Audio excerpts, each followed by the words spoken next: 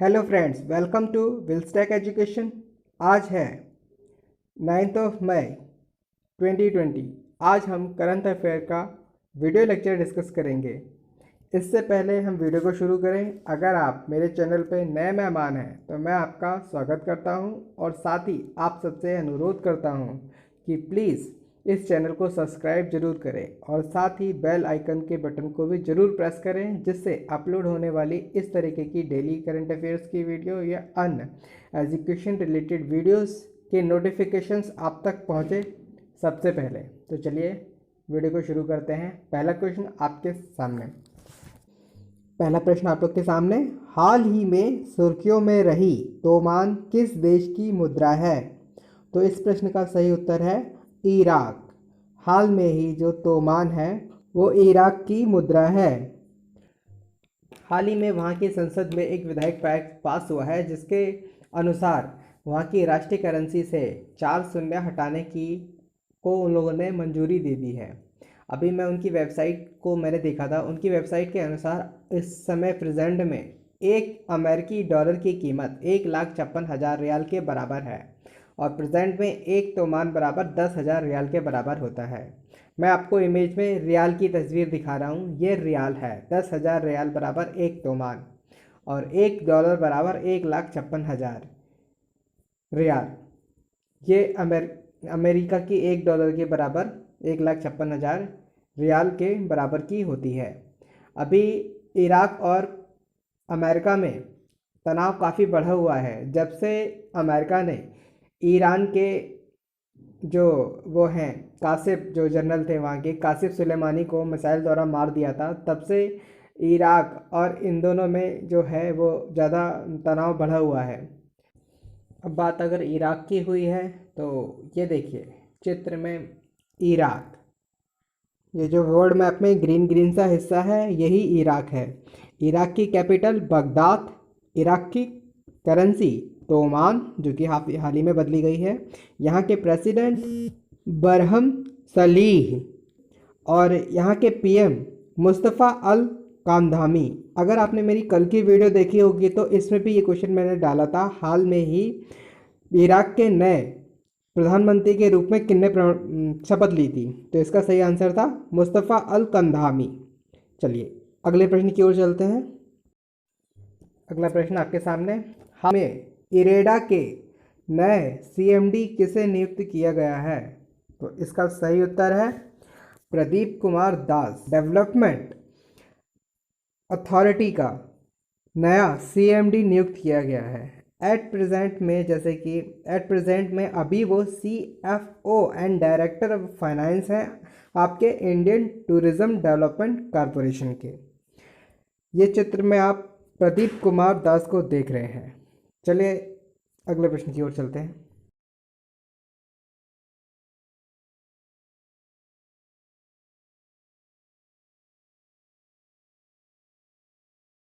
अगला प्रश्न आपके सामने, हाल ही में RBL बैंक के CRO किसे नियुक्त किया गया है? तो इस प्रश्न का सही उत्तर है दीपक कुमार। दीपक कुमार को RBL बैंक के CRO के रूप में नियुक्त किया गया है। अब यहाँ पे दो टर्म आती हैं, एक तो RBL बैंक और दूसरा CRO। मैं आपको बारी बारी से बताता हूँ। पहले मैं आपको RBL बैंक के बारे में बताता हूँ। ये आपको इसको लोगो देख सकते हैं। RBL बैंक को पहले रत्नाकर बैंक के नाम से जाना जाता था। इसकी स्थापना 1943 में हुई थी। इसका हेडक्वार्टर आपका मुंबई में है। प्रेजेंट टाइम में MD and CEO Vishvavir Ahuja ji हैं और जो CRO की फुल फॉर्म होती है वो चीफ रिस्क ऑफिसर, मुख्य जोखिम अधिकारी, ये होती है। चलिए चलते हैं अगले प्रश्न की ओर। अगला प्रश्न आपके सामने, हाल ही में विशाखापट्टनम में LG पॉलीमर्स के संयंत्र से कौन सी गैस लीक हुई थी? तो इस प्रश्न का सही उत्तर है स्टायरीन गैस। Styrene gas. कल मैंने विशाखापट्टनम पे घटित घटना के ऊपर एक वीडियो भी बनाई थी। अगर आप लोगों ने वो वीडियो नहीं देखी है तो उसके लिंक मैं डिस्क्रिप्शन बॉक्स में डाल दूंगा, वहाँ से आप लोग जाके इसका संपूर्ण घटनाक्रम पे जो हुआ, क्या करण ने एक्शन लिया, उन सब के बारे में वीडियो में बता रखा है, वो आप देख लीजिएगा। शायद आने वाले एग्ज़ाम में उससे एक आध क्वेश्चन बन जाए। चलिए अगले प्रश्न की ओर चलते हैं। अगला प्रश्न, भारतीय मौसम विभाग ने मौसम संबंधी उप प्रभाग में किस स्थान को शामिल किया है? तो इस प्रश्न का सही उत्तर है गिलगिट बाल्टिस्तान और पीओके को। ये ग्रीन ग्रीन जो आप देख रहे हैं वो पीओके का हिस्सा है, अर्थात पाकिस्तान ऑक्यूपाइड कश्मीर, और जो येलो कलर का है वो गिलगिट बाल्टिस्तान है। मैं आपको चित्र में समझाता हूँ क्या है मसला। ये देखिए, इसमें येलो कलर का जो हिस्सा दिखाया है मैं बता चुका हूँ, गिलगिट पाकिस्तान का है हिस्सा। और ये पीओके पाकिस्तान ऑक्यूपाइड कश्मीर जो ग्रीन कलर का दिखा रहा है इसको। एक्चुअली ये जो कश्मीर पाकिस्तान है, पीओके को आज़ाद कश्मीर कहता है, जहाँ पे सुन्नी समुदाय की संख्या ज़्यादा है, और ये गिलगिट पाकिस्तान में जो है वो आपके सिया संप्रदाय की बहुलक है। एक्चुअली दो कास्ट होती हैं यहाँ पे, दो संप्रदाय होते हैं, सिया संप्रदाय और दूसरा सुन्नी संप्रदाय। तो इन दोनों की आपस में थोड़ी अनबन रहती है। तो ये जो आप भूरा भूरा या ब्राउन कलर का हिस्सा दिख रहे हैं, जिसको पाकिस्तान ने चाइना को गिफ्ट कर दिया है, और ये आप जो स्लेटी कलर का आप देख रहे हैं अक्साई चीन जो है, इसको भारत जो है 1962 की जंग में चाइना से हार गया था, तो तब से वहाँ पे चाइना की आर्मी वहाँ पे लगी हुई है। तो हमारे जो रक्षा मंत्री हैं श्री राजनाथ सिंह जी ने अभी संसद में ये बयान दिया है कि वो पूरा का पूरा कश्मीर अपना चाहते हैं। इसमें सिर्फ पीओके या गिलगिट पाकिस्तान की बात नहीं हो रही है, वो जो चाइना ने अक्साई चीन को हासिल कर रखा है उसकी भी बात कर रहे हैं। अब मैं आपको बताता हूँ थोड़े से इतिहास में चल के। जब ये कश्मीर अलग था, इंडिया में शामिल नहीं हुआ था, तो वहाँ के राजा थे, उनका नाम था हरी सिंह। उन्होंने 1947 में आज़ादी के बाद जब पाकिस्तान की आर्मी उन पे अटैक करने लगी और उनको अपने साथ शामिल करने लगी, उस वक्त वो लोग चाहते थे कि कोई हमें बचाए। तो उन्होंने राजा जो हरी सिंह थे, उन्होंने प्रधानमंत्री से मदद मांगी। तो प्रधानमंत्री ने जवाब दिया कि अभी ये हमारा पार्ट नहीं है, आप हमारे साथ जुड़ जाइए, फिर हम अपनी आर्मी वहाँ भेजेंगे। तो समय पर राजा हरी सिंह जी ने जो लेटर लिखा था उसको लेटर इंस्ट्रूमेंट ऑफ एक्सेशन कहते हैं, उसके बिहाफ पर प्रधानमंत्री जी ने अपनी आर्मी वहाँ पे भेजी थी और इन्होंने वहाँ पे युद्ध किया था। और तब से जाके ये जो है ये वो ज़्यादा तनाव जो है वो ज़्यादा बढ़ गया था, और इस मुद्दे को पाकिस्तान ने यूएन में उठाया था, और यूएन ने तब से लेके अभी तक कोई सही से रास्ता नहीं निकाल पाए हैं। अभी जो कलर आप देख रहे हैं, रेड कलर की बाउंड्री है, इसको ही हम लोग लाइन ऑफ कंट्रोल अर्थात LOC बोलते हैं। मैं आपको मैप में दिखाता हूँ। मैं आप साफ साफ दिख रहे हैं, लाइन ऑफ कंट्रोल लिखा हुआ है। जम्मू कश्मीर और गिलगिट पाकिस्तान को अलग करती हुई जो काले रंग की रेखा है वो लाइन ऑफ कंट्रोल है। अक्सर समाचार में आप देखते होंगे सीमा का जो उल्लंघन किया जाता है, सीज़ फायर का उल्लंघन यहीं से किया जाता है, यहीं से दोनों इधर उधर से गोलीबारी यहीं से होती है। अभी इसी वक्त पे हमारी आर्मी जो है वो लाइन ऑफ कंट्रोल के इधर लगी है और Pakistani army line of control के उस साइड में लगी है। अब जो भारत के जो हमारे रक्षा मंत्री हैं, उन्होंने साफ साफ कह दिया ये सारा हिस्सा हम लेंगे। यहाँ पे एक और चीज़ दिख रही है, सियाचिन ग्लेशियर। ये जो बैटलफील्ड जो है वो अब तक की दुनिया में सबसे ऊंची बैटलफील्ड है, जो कि सिर्फ और सिर्फ भारत के पास में है। अभी ये वाला हिस्सा हम लोग के पास में ही है, ठीक है। इसी के ऊपर एक ऑपरेशन मेघदूत लॉन्च किया गया था इंडियन आर्मी के द्वारा। चलिए अब मैं आपको बता दूं, इंडिया और पाकिस्तान को अलग करने वाली लाइन, ये देखिए साफ साफ चित्र में दिख रही है, रेड क्लिफ लाइन इसको बोलते हैं। इसी तरीके से इंडिया और चाइना को अलग करने वाली लाइन को मैकमोहन लाइन कहते हैं। इसी तरीके से एक नॉर्थ कोरिया और साउथ कोरिया को जो लाइन अलग करती है उसको 38 पैरेलल लाइन कहते हैं। ये सब लाइन कभी कभी एग्जाम्स में पूछ ली जाती हैं। चलिए अगले इस प्रश्न से इतनी जानकारी मिलती थी, अब चलते हैं अगले प्रश्न की ओर। अगला प्रश्न आपके सामने, विष्णु सेंद्रा पर्व किन राज्यों में मनाया जाता है?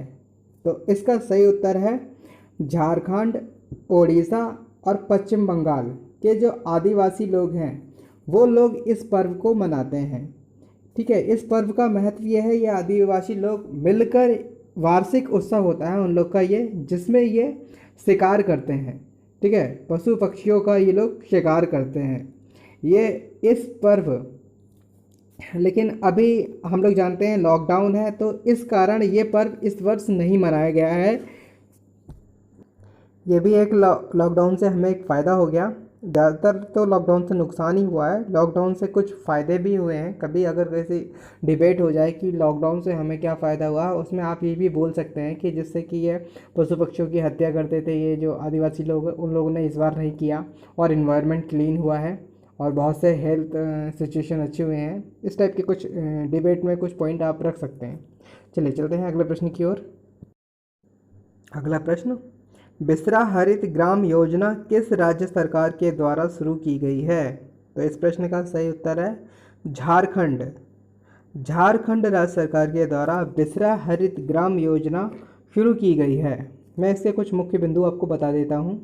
ये जो है एक वनीकरण प्रोग्राम है जिसके तहत लोगों को पैसे भी मिलेंगे और हमारा जो इन्वायरमेंट है वो भी अच्छा होगा। इसमें लगभग 2 लाख एकड़ जो सरकारी बंजर भूमि है उसके ऊपर वनीकरण करने की मंशा है सरकार की, और लगभग 5 लाख फैमिलियों को they will provide 100 fruits bearing plants. तो मतलब कि वो लोग जो है जो 5 लाख फैमिलियों को ऐसे पौधे दिए जाएंगे जिनसे फल भी मिलेगा।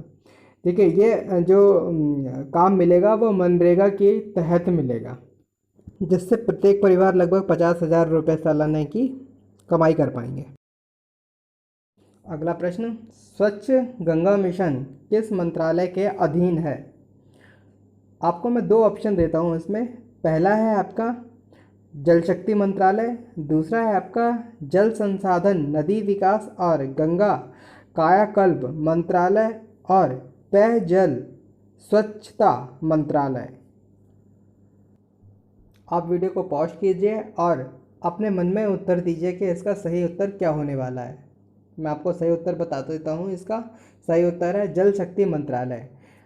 हालांकि दिनों में जल संसाधन जो दूसरा ऑप्शन है उस मंत्रालय को पूरा समन्वय करके एक मंत्रालय बना दिया गया है जिसका नाम है जल शक्ति मंत्रालय। और जैसे कि नाम से ही लग रहा था, स्वच्छ गंगा मिशन किस लिए है? ये गंगा की सफाई के ऊपर कार्य करेगा और इससे क्या मिलेगा? और दूसरा लाभ मिलेगा हमें इससे पारिस्थितिक बहाव, इकोलॉजिकल फ्लो गंगा की अच्छी होनी चाहिए, पानी की गुणवत्ता पे ध्यान देंगे ये, और पर्यावरण का विकास भी ये लोग इस जो मिशन है जल स्वच्छता मिशन इसके अधीन करेंगे ये।